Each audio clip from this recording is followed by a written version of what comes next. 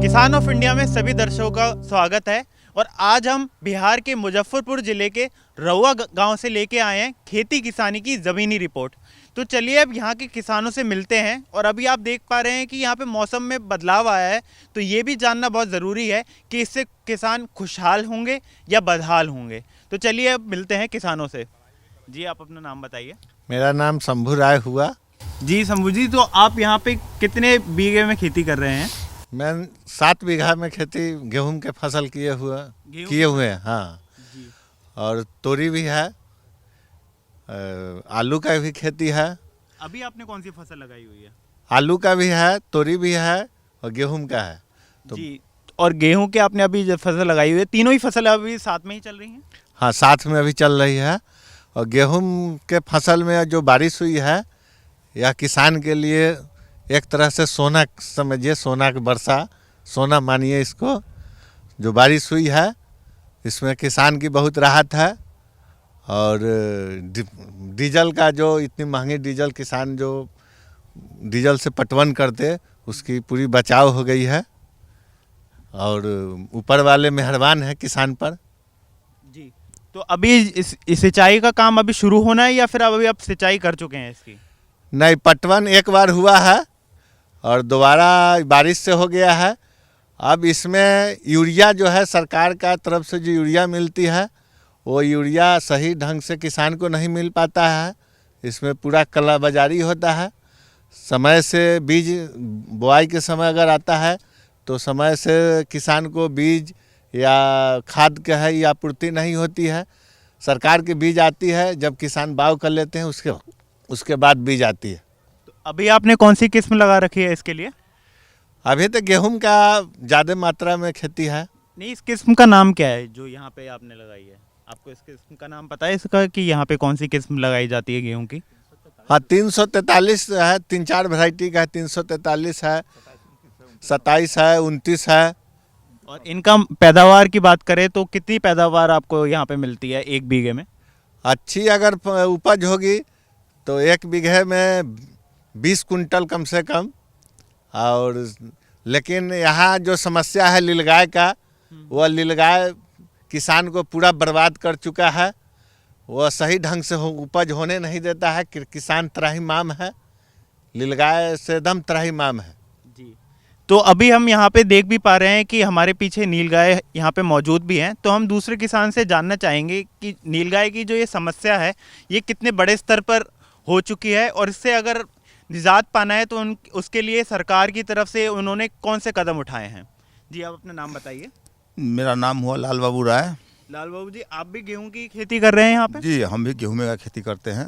और कितने बीघे में आपकी यहाँ पे खेती हो रही है? 10 से 12 बीघा।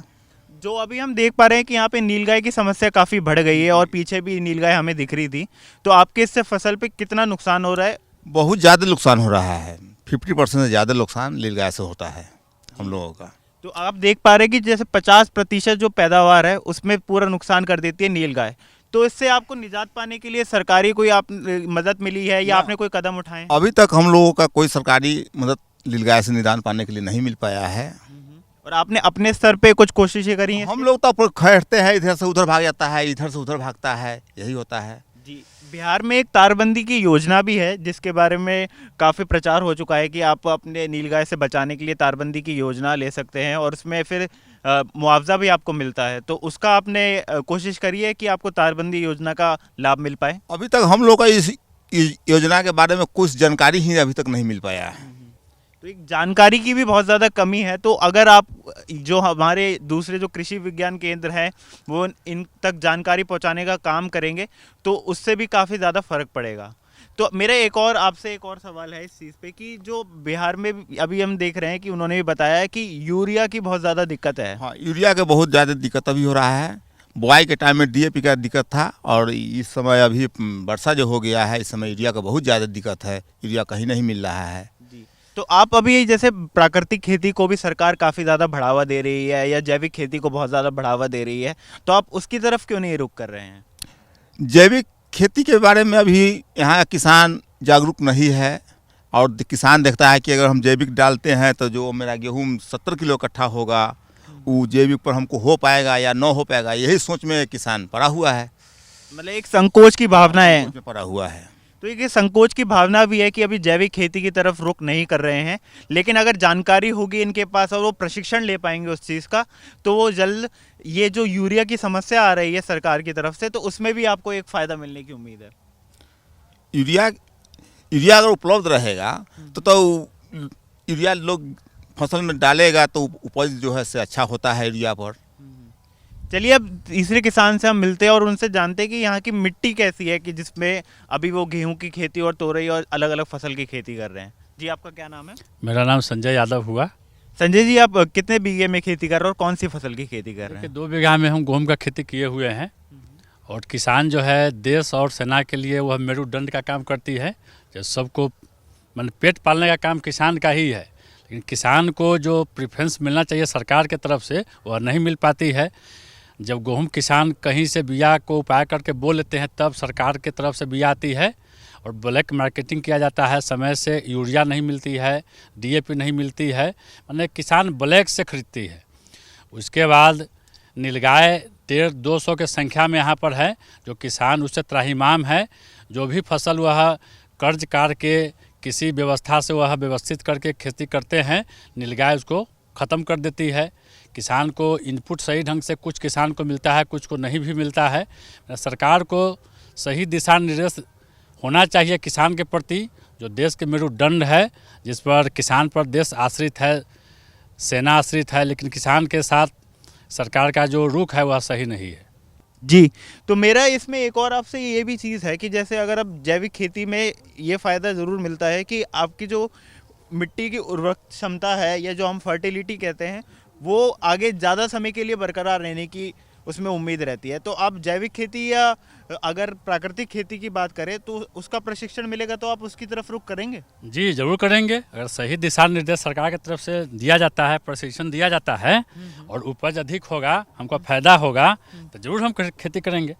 तो यहाँ की मिट्टी कैसी है? जैसे कि गेहूँ की खेती या किसी भी खेती करने के लिए दोमट मिट्टी या बलुई मिट्टी का बोला जाता है कि वो अच्छी मानी जाती है, तो यहाँ की मिट्टी किस तरीके की है? हाँ, मैंने गेहूं के फसल के लिए अच्छी मिट्टी है। जी, तो आपने इसका कभी प्रशिक्षण कराया है? जी, प्रशिक्षण तो नहीं हुआ है। तो जैसे गेहूं की फसल तो 3 महीने तक ही रहती है, तो उसके बाद आप क्या करते हैं? अब जैसे आपका पूरा जीवन की बात करें कि उसके बाद उसमें धान का फसल लगाते हैं। जी, तो और फसल चक्र पूरा आप अपना रहे हैं कि जैसे अभी गेहूं की खेती, उसके बाद धान की खेती करेंगे, तो उसके बाद फिर आपको मतलब क्या पूरा एक चक्र होगा, वो आप अगर हमारे दर्शकों को बता पाएँ। जैसे कि गेहूं जब कट जाती है तो फिर उसको हम धान लगा देते हैं। धान के बाद फिर वो कटने के बाद या तो हम मकई लगाएंगे या फिर गेहूं लगाएंगे। माने हम लोग तो किसान है तो किसान वाला काम जारी रखते हैं। जी, और इसके साथ आजीविका के लिए आपने कोई बकरी पालन और या फिर पशुपालन, इसमें भी आपका रुख है या फिर आप सिर्फ खेती? भी मैंने 2-4 भैंस हम रखे हुए हैं, जिससे उसका गोबर जो है खेत में पटाने के लिए, जो रासायनिक खाद जो पटाते हैं तो वो भी मिलाने से है कि उसका शक्ति बनाता है।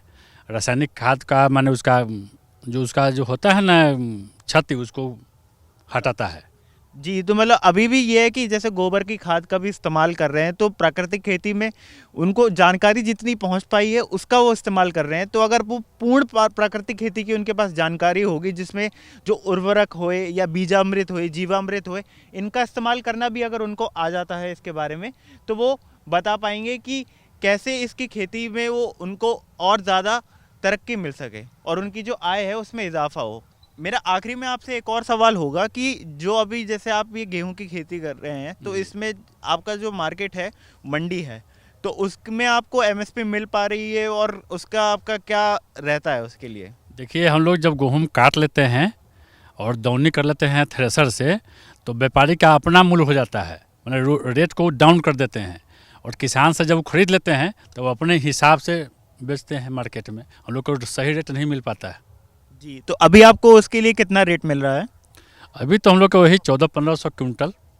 जी, तो जैसे गेहूं की रेट 1900 तक पहुंच चुकी है एमएसपी में, लेकिन इनको मिल रहा है 1450 रुपये। तो अभी भी वो बीच का अंतर जो है वो 450 से 500 रुपये का है, जो कि एक किसान के लिए बहुत बड़ी बात है। तो मैं आखिरी में यही कहना चाहूँगा कि जो ज़मीनी रिपोर्ट है उसमें हमें ये ज़रूर जानकारी मिल रही है कि अभी भी जो यूरिया की कमी है, या फिर जो गेहूं में अगर देखे जाए कि प्राकृतिक खेती की बात करते हैं तो उसमें भी जानकारी का अभाव बहुत ज़्यादा है, कि नीलगाय की एक बहुत बड़ी समस्या है जो पूरे बिहार के क्षेत्र में हमें देखने को मिलती है।